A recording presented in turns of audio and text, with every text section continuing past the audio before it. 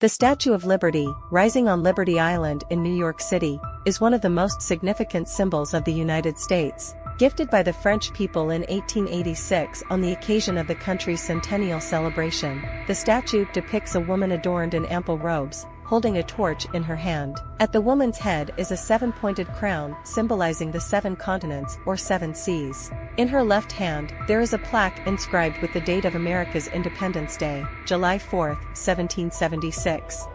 The statue stands at a height of 46 meters, reaching a total of 93 meters including its pedestal. Visitors can ascend a staircase of 168 steps from the base to the torch inside the statue. The height of the torch-bearing right hand is 13 meters. 15 people can walk together in the passageway around the torch. The width of the statue's head is 2 meters, and its height, including the crown, is 5 meters. Today, the Statue of Liberty, an iconic symbol of America, was originally commissioned to be erected in Ottoman territories. It was built and funded by the Ottoman Empire at the behest of the Ottoman Sultan for placement in Port Said, Egypt. The monument was ordered from the renowned French sculptor Bartholdi to represent both the rising light from the east and the Ottoman Sultan with a seven-pointed crown. However, due to concerns that the statue might cause dissatisfaction among the Muslim population in Egypt, the Ottoman governor Ismail Pasha instructed engineer Ferdinand de Lesseps not to bring the statue to Egypt. Consequently, Bartholdi's magnificent work languished alone in a warehouse in France. During the years of friendship between America and France, the French-American Friendship Committee in Paris proposed the idea of gifting a colossal statue to America. Convinced by this proposal, the French government assigned Frédéric Bartholdi to the task. Bartholdi's existing statue, which bore a resemblance to the one prepared for Egypt, was ready. According to the French government's instructions, the statue would hold a book symbolizing law in its left hand and a torch representing the symbol of freedom illuminating the world in its right hand. The statue, almost identical to the one originally prepared for Abdulaziz Khan, required only minor modifications.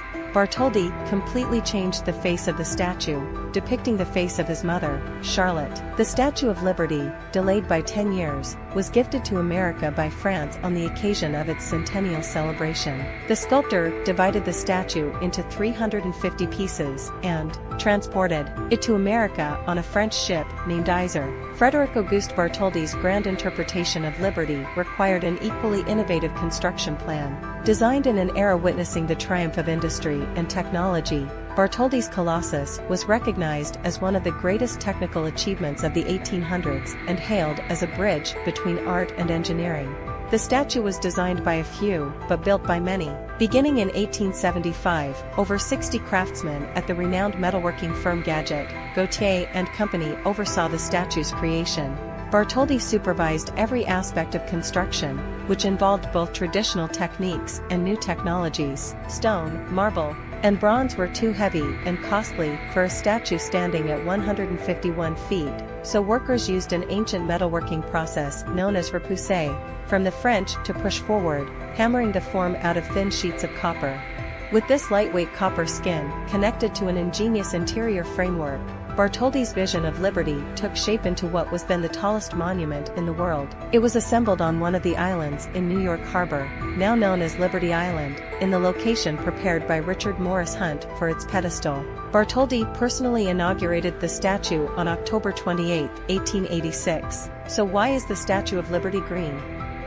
Statue of Liberty, as many of us may not be aware, was not green from the very beginning. Due to the need for it to be transported across the ocean, from one continent to another, from Europe to America, it had to be substantial enough to be impressive as an international gift, but not too heavy. With this in mind, it was planned for the statue to have an empty interior and an outer layer made of copper. When the statue was completed, it had a typical copper color, leaning towards brownish red.